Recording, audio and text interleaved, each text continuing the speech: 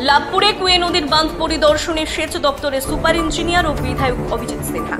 প্রতি বছর বর্ষায় কুয়ে নদীর জলবৃদ্ধি লাভপুরের ঠিবা অঞ্চলে ভয়াবহ পরিস্থিতি তৈরি করে। বিস্তীর্ণ চাষের জমি প্লাবিত হয়। বাঁধ ভেঙে গ্রামাঞ্চলে দেখা যায় প্রজারকম।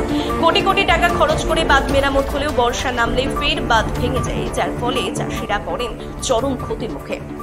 এই সমস্যার স্থায়ী সমাধান করতে সেচ দপ্তরের পক্ষ থেকে এবার বিশেষ পদক্ষেপ নেওয়া হয়েছে। 12 কিলোমিটার দীর্ঘ কুয়ে নদীর বাঁধের মধ্যে 3 থেকে 4 কিলোমিটার এলাকা সবচেয়ে বিপজ্জনক বলে চিহ্নিত হয়েছে। সেখানে বোল্ডার ও কংক্রিট ব্যবহার করে শক্তিশালী বাঁধ তৈরি করার উদ্যোগ নিয়েছে দপ্তর। এদিন সেই প্রকল্পের কাজের খতিয়ান পরিদর্শনে আসেন সেচ দপ্তরের সুপার ইঞ্জিনিয়ার সমর সরকার। সঙ্গে ছিলেন লাভপুরের বিধায়ক অভিজিৎ সিনহা। উপস্থিত ছিলেন লাভপুর বিডিও শিশুতোষ প্রামাণিক, কীর্ণাহার থানার ওসি অমিতাভ পাল, তৃণমূল কংগ্রেসের লাভপুর ব্লক সভাপতি তরুণ চক্রবর্তী, তৃণমূল নেতা আব্দুল মান্নান, পঞ্চায়েত সমিতির সভাপতি শোভন চৌধুরী সহ সেচ দপ্তরের অন্যান্য আধিকারিকরা। পরিদর্শনের পর প্রশাসন জানিয়েছে এবার বর্ষার আগে থেকে বাঁধ মজবুত করার উদ্যোগ নেওয়া হচ্ছে, যাতে সাধারণ মানুষ ও কৃষকরা বারবার ক্ষতির মুখে না পড়ে। যে আমাদের লাভপুর ব্লকের মধ্যে এই কুয়ে নদীর বাঁধ ভেঙে প্রত্যেক বছরই দুকুল প্লাবিত হয়ে যায় এবং গ্রাম তার সঙ্গে কৃষি জমি সমস্ত জলের তলায় থাকে এবং কৃষকদের এবং সাধারণ মানুষের অনেক অসুবিধা হয়।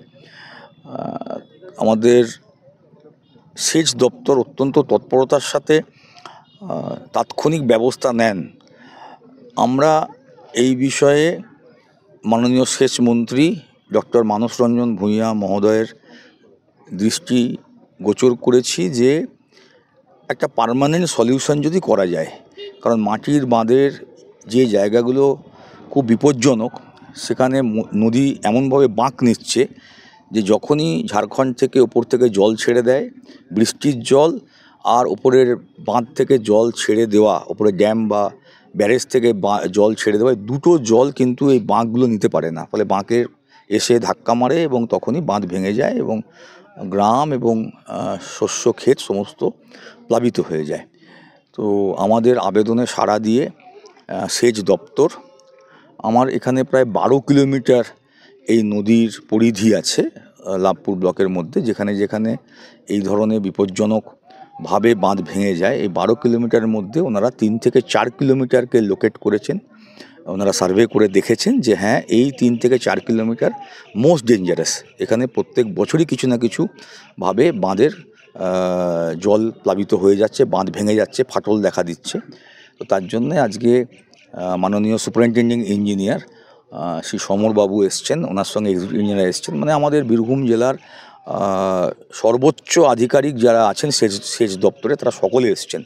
এবং আমাদের কিছুদিন আগে সিউড়িতে একটি হাই লেভেল মিটিং হয় এবং সেখানে আমি লাভপুরে বিধায়ক হিসেবে এটা তুলে ধরেছিলাম যে টোটাল 12 কিলোমিটার যে নদী লাভপুরের ওপর দিয়ে যাচ্ছে এবং তারপরে মুর্শিদাবাদ চলে গেছে, এই 12 কিলোমিটারই যে সব জায়গায় খারাপ তা নয়, অন্তত মোস্ট আর্জেন্ট যে জায়গাগুলো খারাপ, যেখানে বোল্ডার দিয়ে পার্মানেন্ট কিছু করা যাবে, কারণ মাটির বাঁধ দিয়ে করতে গেলে আমরা বারবার দেখছি যে সেটা টিকছে না, অথচ সরকারের খরচা হচ্ছে। একবার ভাঙলেই 30 লাখ, 35 লাখ, 40 লাখ করে খরচা হচ্ছে সরকারের। তো সেটা সেই হাই লেভেল মিটিংয়ে গৃহীত হয়েছে এবং তার জন্যে আজকে সুপারিনটেন্ডেন্ট ইঞ্জিনিয়ার সাহেব এসছেন তার পুরো টিম নিয়ে, এবং তারা অলরেডি একটা সার্ভে করে প্ল্যান এস্টিমেট করেছেন। আজকে এটা ফাইনাল, যেহেতু উনি নিজে এসছেন, আজ এটা ফাইনাল করে আমার সাথে আমাদের শ্রী আব্দুল মান্নান সাহেব, শ্রী তরুণ চক্রবর্তী, শ্রী শোভন চৌধুরী, আমাদের শ্রী শিশুতোষ প্রামাণিক বিডিও সাহেব, আমাদের ওসি কীর্ণাহার এবং এখানকার পঞ্চায়েতের প্রতিনিধি সকলে আছেন।